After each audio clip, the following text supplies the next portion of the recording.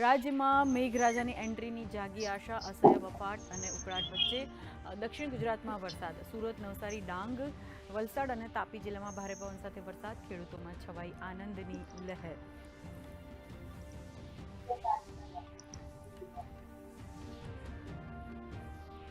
રાજ્યના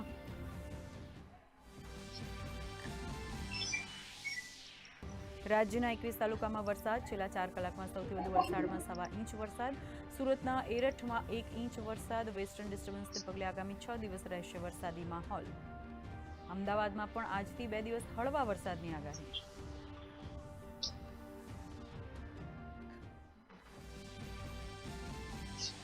ઉપરવાસમાંથી પાણીની આવક થતાં નર્મદા ડેમની સપાટીમાં વધારો. હાલ ડેમમાં 57% પાણીનો સંગ્રહ. ઉનાળાના અંતે પણ પાણીદાર ગુજરાત.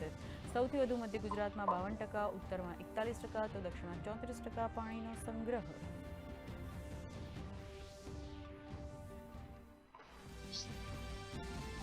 રાજ્યમાં જલ્દી ખેડૂતોને વીજ પોલ અને વીજ વાયરના વળતરનો પ્રશ્ન ઉકેલાશે. રાજ્યમંત્રી કાંતિભાઈ મૃતિયાએ કહ્યું, રાજ્ય સરકારની આ અંગે થઈ હતી બેઠક. ખેડૂતોને વધુમાં વધુ વળતર મળે તેના થઈ રહ્યા છે પ્રયાસ.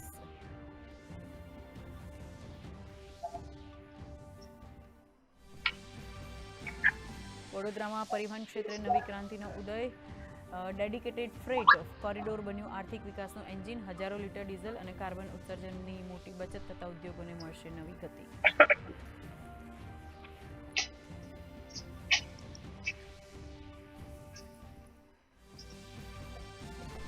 ભારતની અધ્યક્ષતામાં આજથી દિલ્હીમાં બ્રિક્સ સુરક્ષા સલાહકારોની 2 દિવસીય બેઠક. રાષ્ટ્રીય સુરક્ષા સલાહકાર અજીત ડોભાલની અધ્યક્ષતામાં બેઠક. સાયબર સુરક્ષા, ડિજિટલ જોખમ, એઆઈ સાથે જોડાયેલા જોખમ અને આતંકવાદ વિરોધ સહયોગ સહિતના મુદ્દાઓ પર ચર્ચા.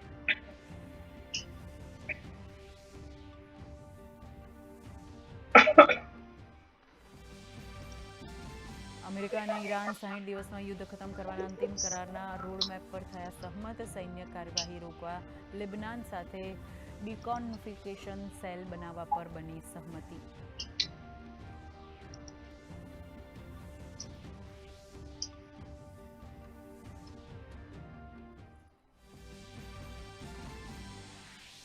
કારોબારી સપ્તાહના પ્રથમ દિવસે ભારતીય શેર બજારમાં ઉછાળો. સેન્સેક્સ 400 અને નિફ્ટીમાં 100 પોઈન્ટનો ઉછાળો. આઈટી, ઓઇલ એન્ડ ગેસ શેરોમાં સૌથી વધુ ખરીદી.